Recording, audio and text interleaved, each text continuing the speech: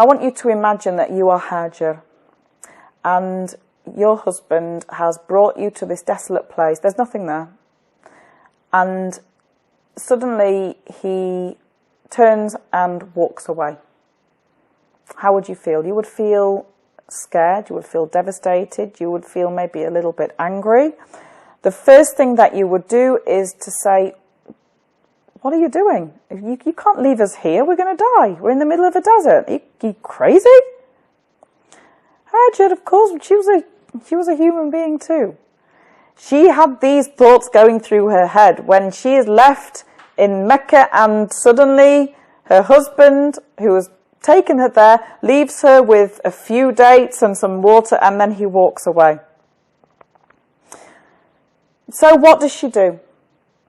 She shouts after him, where are you going? What's happening? Are you going to leave us here? He doesn't answer. Why doesn't he answer? He doesn't answer not because he's being ignorant, not because he's being negative and nasty, because he must have been struggling with what Allah subhanahu wa ta'ala had ordered him to do. It must have been a very, very difficult thing for him to do, to leave his wife and child in the middle of a desert, his only kid, and to walk away from them. That will have taken a huge amount of strength, and maybe he feared that if he did look back, he would also turn back as well. She thinks she's a woman of faith. She knows that her husband is a good man. He's a man of utmost faith. So she says to him, has Allah commanded you to do this? And he nods. Yes. Then he will not neglect us. What the most amazing tawakkul Allah this woman has. She has got this key to tranquility, this key to sakina that we were talking about. Her heart is trusting Allah. And even when she doubts her husband, she still trusts Allah. When Ibrahim is out of sight, he makes the most beautiful dua for his family.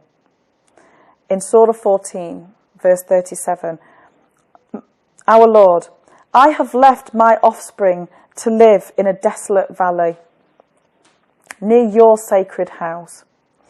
Our Lord, so they can establish prayer and make some hearts go towards them and provide them with fruits so that they can give thanks. So he is making a dua for his family, trusting that Allah will provide. And indeed, Allah did provide. Hajar is alone now in the desert and she is running out of supplies. And eventually the supplies have gone. Now, she needs to do something. And this is where the tying the camel and having tawakkul in Allah is coming into action again. There are two hills. And she thinks to herself, okay, maybe I can see something from the top of these two hills. So she runs between the two hills 7 times. And this now, of course, is what we do as part of our Hajj, the sa'i. But it's all done in air-conditioned and nice marble now. Not like it was then with the rocks and the hardship and the scorpions and the snakes that would have been there. Very dangerous place. So she runs between the two hills looking for help. And then she runs back again. And she hears a strange voice, it's reported in some reports. And it's reported in some of the reports that Jibreel hits his wing on the ground. And this is when the spring of Zamzam is born.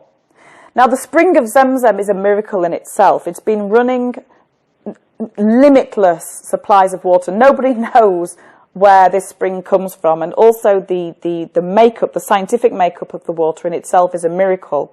It feeds millions of pilgrims each year, people going to Hajj and Umrah, and also the people of Mecca and surrounding areas, which is amazing in itself.